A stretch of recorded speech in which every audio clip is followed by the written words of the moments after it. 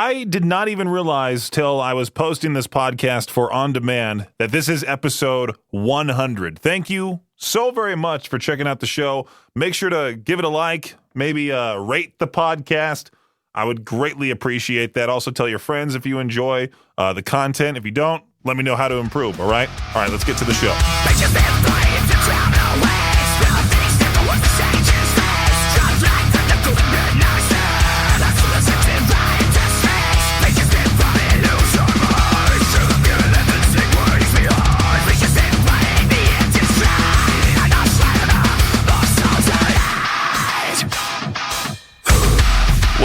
Well, it is December 23rd, 2024. We out here on this fine Christmas Eve squared. I'm, in fact, live here, so feel free to get a hold of me at 208-535-1015. Most radio shows, including Victor, took today off. The bigger cities, they just stopped doing shows at this time of the year. They're gone for like a month. Many of those big-named radio DJs, they're out there on their vacations. One of them is in Hawaii right now, going all over the various islands, checking out different spots. You know what I have to say about that. Oh, good for you. Oh, good for you is right. You know, I had to be extra festive with my pick of the day today. Like I said, during the noon hour of Madness and Mayhem, powered by Jalisco's, I saw that list of the top 10 funniest Christmas movies of all time, which had National Lampoon's Christmas Vacation at number 1, but then Love Actually at number 2 and Elf at 3. How is Love Actually funnier than Elf? I haven't seen Love Actually, but it's hard to believe that movie's funnier than one of the best Christmas movies of all time, that is Elf. I don't care if you hate Will Ferrell or not. I love that movie. Every year, I make it a habit of watching it at least once. Elf, such a classic movie. But I think this year, I'll watch National Lampoon's Christmas Vacation maybe tonight. Maybe watch Elf tomorrow night. Who knows? I'll keep you updated. Anyway, we got Thrice and more on the way here shortly on K-Bear 101. Maybe you're traveling to a different state. Maybe you're right at your home here in East Idaho, and you might be planning a vacation here in the near future. Well, I found something cool here to talk about tourist trap restaurants that are easy to avoid. There's a lot of glaring warning signs like overselling, like if an owner or worker is street side trying to get customers in the door like a businessman desperate to close a deal, you're looking at a tourist trap. Which, by the way, it's so funny. I was in San Francisco years ago with my family on vacation, and we were walking around Chinatown, and there were so many different people handing out brochures for this one particular restaurant. And we're like, okay, we thought it was a glaring sign that it was going to be just, that it was desperation, that the food was going to suck. And we ended up riding one of those double-decker red bus tours later that day and found out that is one of the best restaurants to go to in the area. The tour guide's like, yeah, if you want good Chinese food, great Chinese food, you go to that specific restaurant. And me and my family just looked at each other like, oh, we should have went there. But no, we didn't. So I don't really agree with that one. Bigger doesn't mean better. Yeah, for me, like if you advertise, this is not even talking about like the food. It's talking more so about like be on the lookout for larger scale, over 200 seat operations, usually in downtowns. I don't know much about that one. I thought it was like bigger food, like, oh, come try our 2-pound burger or something like that. Like for me, that just seems like a big mess and doesn't appeal to me. I don't know. I'm not a big burger person. A Cheesecake Factory style menu at number 3 here on these glaring warning signs for tourist trap restaurants. That menu's overwhelming. You want to talk about being overwhelmed in a restaurant? Try going to the Cheesecake Factory and look at their menu. It's like 20 pages deep. You ask the other people who you're with, hey, what are you going to get? Oh, check page 7 right there on the 3rd row. That's what I'm getting. A half-baked dessert menu. Haven't really messed with that at all. Gift shops at number 5. Well, me and my dad always like going to Cracker Barrel. That's one of my dad's favorite restaurants. When we drove from Seal Beach to Idaho Falls, we stopped at Cracker Barrel like 3 times, and I think he stopped at more of them on the way back. He loves that place. That place has a gift shop. So I don't necessarily agree with this list, but you can live by it if you want. Well, the radio prep is desperate for news today.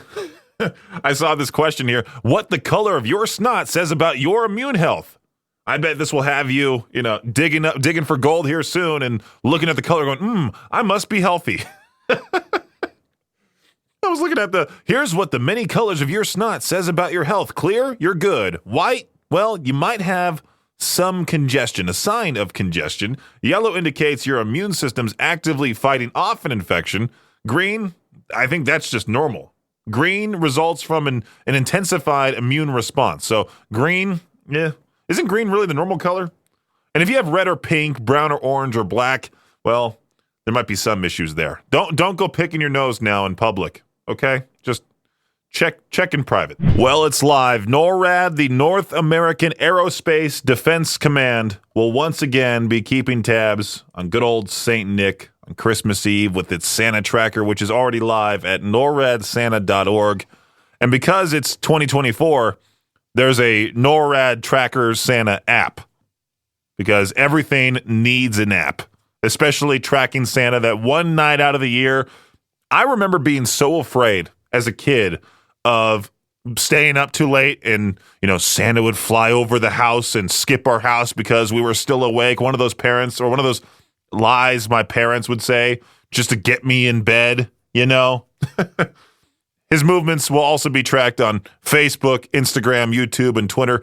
And if that's not enough for you, you can even call 1-877-HI-NORAD to ask a live operator for Santa's current location. I would call that number right now, but if I have to get a live operator, is it really live? I might need to test this out. I'll record it and see if they are actually live and return back with the next break. Well, I tried calling, but I kept just getting a busy tone, so I don't know if the number is just not available right now or not available yet.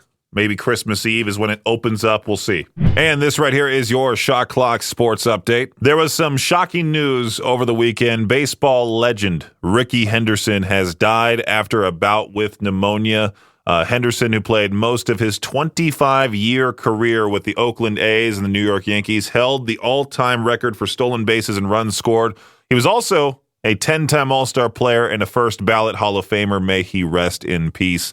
In other news here, quarterbacks are known for giving Christmas gifts. I already talked about this on Friday, about Joe Burrow giving away authentic Japanese katana swords to each one of his offensive linemen. I thought that was really, really cool. More pro football here. When Netflix was streaming that Mike Tyson and Jake Paul fight, when they were streaming that whole fight last month, plenty of viewers were upset about glitches and streaming issues, including myself. This week, Netflix will be streaming the NFL's Christmas Day games, and they're good games. Chiefs at the Steelers, followed by the Ravens at the Texans. The NFL says Netflix teamed or learned from their mistakes and believes there won't be any serious technical problems during the big Christmas Day games. Netflix is also moving and shaking in the world of women's soccer as they've secured U.S. broadcast rights for the 2027-2031 Women's World Cups. The deal marks the first time the Women's World Cup will be broadcast on a streaming service. The 2023 tournament was a ratings hit for Fox when the U.S. was still in it. Netflix is hoping fans return in a couple of years and that the U.S. women's team make a deep run into the tourney there. That does it for your Shot Clock Sports Update right here on K-Bear 101. Peaches Pit Party on K-Bear 101 right now on our YouTube channel at K-Bear 101 RMG. You can find my video interview of me talking with Maddie Mullins of Memphis May Fire and Amber Lynn. You can also find the Mark Tremonti interview that happened last week. All of my prior interviews, well, most of my prior interviews are out there on demand wherever you can find your podcasts. Artist Interrogations Podcast. I'll be uploading another episode here soon, just trying to catch up with all the previous interviews that I have done, and I want to put them out there on demand for you to listen to. Should have done this a long, long time ago, but we're finally getting to it, so that way eventually we can just, do an interview live on the air and then put it out there on demand for you to enjoy right then and there. The Artist Interrogations Podcast, wherever you get podcasts. Wow. I truly am astonished by the lack of quality Christmas music that gets put out there nowadays. We always resort to the classics. There was that video of old Brenda Lee walking around Target seeing her record on display. I wonder what she thinks now of Target. Like, does it baffle her mind considering she's a much older person compared to the rest of us? And she probably saw Target back when it was first created, and now she walks into a Target store and sees all the electronics on the wall and sort of has a reaction, kind of like the aliens from Toy Story. They go, "Whoa," that type of thing. I wonder what any old person thinks whenever they walk into an electronics store nowadays and go, "I have no idea what this all is." But there is a lack of quality Christmas music being put out there nowadays. And here's a prime example. Kim Kardashian dropped her cover of Santa Baby, produced by Travis Barker. Are we going to get this on Classy 97 next year?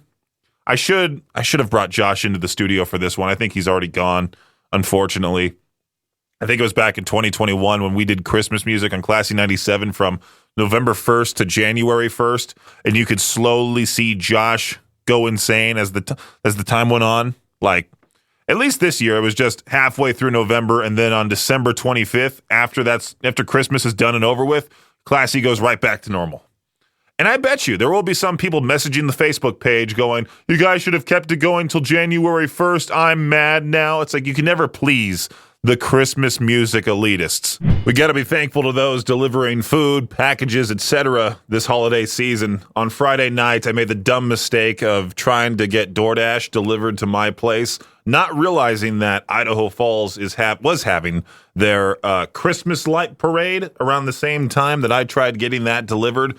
And so I was getting frustrated because like 15, 20 minutes passed, and I see my driver still in the exact same place where he was, and I texted him like, "Is everything okay? What's going on?" And then right after I sent that message, I went onto Facebook and saw somebody post about, "Hey, almost all of downtown Idaho Falls is closed off for the Christmas light parade." And I couldn't return the order because I was asking like, "Hey, can I possibly just cancel my order so that way you can stay on that part of town and potentially just get orders done over there instead of wasting your time trying to get to me?" Luckily enough, after about an hour waiting, which wasn't the driver's fault at all, it was the lack of planning on my part, not even realizing there was a parade on Friday night. Luckily, I tipped the guy extra heavy, and he got me my food to the door, which was awesome. I'm glad the guy powered through. He got to the freeway in time, but I wish there was more of a public announcement when it comes to the Idaho Falls Christmas light parade. So that way I could have just gone to someplace on my side of town instead, Anyway, be kind, be thankful for those delivering packages. Luckily, there wasn't any delays at all with what I shipped out, what my parents shipped me. They've done an amazing job this year. Thank you to those delivery drivers from whatever company. We're now seeing companies use AI to sort of be lazy. I talked about Call of Duty Black Ops 6. If you look at some of the photos they've been using, obviously AI generated. The zombie claws has 6 fingers on one hand. Same with another photo they used. The hand that they had in the photo had like 7 fingers. They didn't even bother to fix it. They just put it right into the game. And I saw this TikTok video over the weekend about this lady looking at Christmas bags, or like just different bags you can put presents in.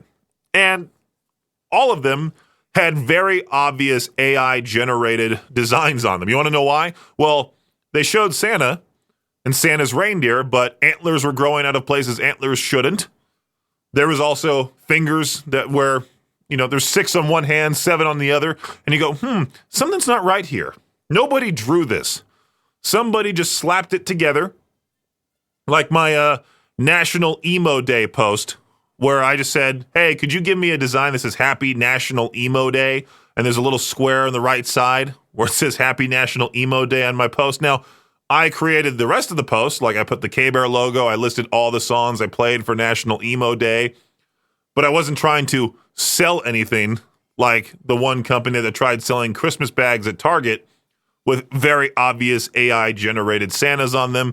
I think even a place that rhymes with Bobby Bobby was accused of selling AI-generated artwork, like very obviously AI-generated, which is sad because we as humans developed AI, and now most of us are against it. Like, sure, we should be using it for shortcuts for things we don't want to do, like taxes or other various tedious things. But companies out there are going to become lazy and just use it to replace, real workers. Now, Hollywood is casting like the same 5 or 6 people: The Rock, Jack Black, Chris Pratt, Tom Holland. It's the same people for every movie. Isn't Jack Black coming out with like 2 new movies before Christmas this year? Like there's the Dear Santa movie, and then there's another one that I literally just saw a trailer for that's coming out this Christmas as well. everybody's now hating on Jack Black ever since the whole Tenacious D thing, which is quite funny because Jack Black used to be a national treasure. Now people have turned against him. But I was looking here at the live-action Skeletor because now Hollywood has officially run out of ideas. We've talked about it on the show plenty of times. There's no original content, really. There's always a remake of something or a live-action adaptation of whatever classic there is. It has just been announced that Skeletor there's going to be a live-action adaptation of Skeletor. And they decided for Jared Leto as Skeletor. There are a lot of other better options out there than him. He's one of those actors that's been in a lot of things as of late. Even IMDb posted a poll asking, hey, which actor would you rather have play Skeletor, with a wide variety of options? Do we need a live-action Skeletor? That's my big question. Honestly, do we need any live-action movies? Like the live-action Moana that they're filming. Do we really need that? No. Peach's Pit Party on K-Bear 101. There's a lot of people now talking about why exactly everyone needs to bring their dog in stores. There was a post made in Life in Idaho Falls not that long ago where this person walked into Hobby Lobby, out of all places, with just their dog. Their dog's barking, causing a scene, and a lot of people are against, including myself, just bringing your dog into random stores. Like, dogs, animals as a whole are going to cause messes. People cause messes, but animals cause them a little bit more than most people. Well, I could only imagine how mad I would be if I paid for first class. A Delta passenger complained on Reddit. Now, I don't know if this is true or not, just some guy yelling on Reddit. We don't know the backstory. But he lost his first class seat to a dog. He got upgraded, so he didn't pay for first class. He got upgraded to first the morning of the flight, only to 15 minutes later get downgraded. He then boarded to see this dog in his first class seat, and then he got livid. Apparently, the passenger was relocated to accommodate a service animal. Now, it's, from what I heard, very easy to make your dog a service animal or one of those emotional support animals. There is a lot of people, the number of people flying with animals now, through the roof. Not just flying, but going through random stores like we just talked about. A Delta employee had to hop into the conversation on Reddit to remind everyone that the airline grants priority to passengers with special needs and service animals. Now, I get it. Like, if you're legitimately handicapped in a way, then you need that service animal to help you around. But if you're just one of those people that's like, oh, I need to bring my Rottweiler with me on a plane. Let me put like some highlighter colored vest on him. He's now my emergency support Rottie. It's like, I'd be livid too if I was this guy. To get upgraded, like you get that glimpse of like first class. Then like they just take it away. It's like that guy with the fishing pole. Like, oh, you got your first class. Nope, reeling it back in. What a moron in the news today. 27-year-old Charles Smith, he was arrested after allegedly posting a video of himself spraying bug killer on food at an Arizona Walmart. Yeah, it shows him holding the Hot Shot bug spray, spraying the contents on fresh produce and chicken. Now, the guy admitted, it was just a prank. It was just a prank, I swear. Well, he faces charges of introducing poison and criminal damage, among other charges. What a moron. What kind of stupid prank is that? Like, I'm going to spray chemicals on produce. You don't realize how easy it is to do anything with the produce at any store. And now they're going to probably have to lock it up, They probably had to throw away that whole section. Imagine seeing the oranges in cages. Imagine seeing like a glass case in front of the lemons. Like you have to ask an associate, hey, can I get 3 lemons out of the container there, please? Thank you. Last Friday, Ben, Mason, and a couple of other people from the Advocates Injury Attorneys were here in studio to assist with traffic school with Lieutenant Crane and Victor. And Ben thought it would be nice, he'd be nice enough to give away $250 in a Visa gift card to one lucky listener. Shout out to Scott winning that gift card. That was a pretty cool thing. Traffic school happens every Friday at 8:45, where you get to ask Lieutenant Crane any Idaho law-related question that you might have, or if you just have a question for a cop in general, you can ask him live on the show at 208-535-1015. Traffic school powered by the Advocates, which, by the way, you can also find the previous episodes on demand wherever you get podcasts. I know we're 2 days away from Christmas, but it's not too late to get that special somebody, maybe even yourself, some concert tickets for the Christmas time. And sure, there are a ton of shows already announced for 2025 that are coming to the area for next year. I think Silverstein, there's a couple of other ones in there right at the beginning of February.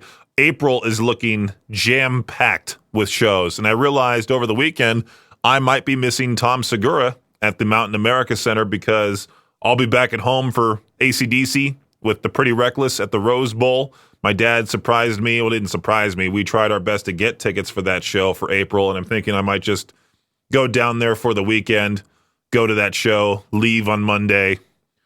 Thought it'd be pretty cool to go see them again and pay my dad back for that ticket just to see them for one last time, one final time before they're done and over with. AC/DC getting up there in age. I mean, Brian Johnson, 77 years old.